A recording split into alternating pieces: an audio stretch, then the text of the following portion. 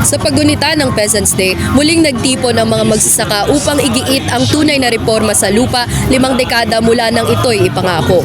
Magandang araw, Tamaraos. Ako si Blasila Mercado. Maghahatid ng responsableng pamamahayag at serbisyo publiko ng tapat at totoo.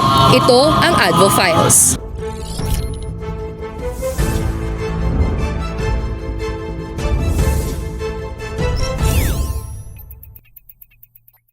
Nagtipon dito sa Liwasang Bonifacio ang mga magsasaka at alyansa ng iba't ibang sektor upang bigyang diin ang kanilang mga nararanasang anilay depektibo na proyekto mula sa gobyerno at ang patong-patong na kaso ng korupsyon ngayong Martes, ika-21 ng Oktubre. Ayon sa Kilusang Bayan kontra Kurakot o KBKK, layunin ng kilos protesta na tiyaking mapag-usapan ang issue sa reformang lupa. Isinusulong din itong ipagkaloob ang hustisya sa mga apektadong komunidad at mamamayang nagbabayad ng buwis. Tinatayang mahigit 1,000 magsasaka at kasapi ng iba't ibang sektor ang nagtipon sa binansagang baha sa Liwasang Bonifacio papuntang Mendiola protest. Nakapanayam ng FEU advocate ang spokesperson ng National Federation of Sugar Workers Negros o NFSW Negros na si Mario Tapion. Aniya, nananawagan silang ipatupad ang tunay na reforma sa lupa at nakabubuhay na sahod sa mga manggagawang bukid. Dapat ipatupad yung tunay na reforma agraryo at saka paalisin yung mga militar sa kanayunan dahil yung mga magsasaka at mga gawang bukid ay nagprotesta lamang para ilaban yung lupa para sa kanila matagal na nilang sinasaka at yung matagal na naming hinahaing na ipatupad yung makabuhay na sahod.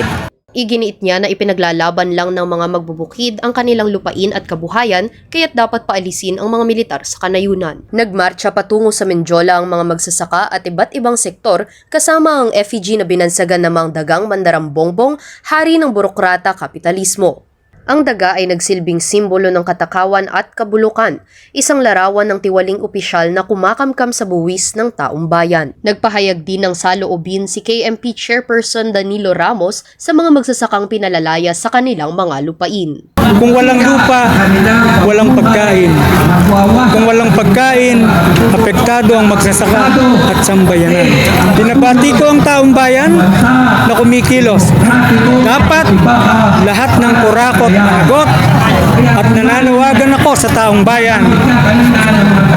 Makibaka, huwag matakot, kumilos at magtagumpay.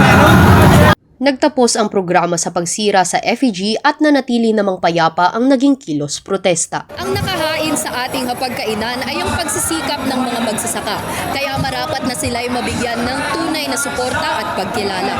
Ating tandaan na ang kaunlaran ng kanayunan ay kaunlaran ng buong bayan. Muli ako si Blasila Mercado para sa Advo Files.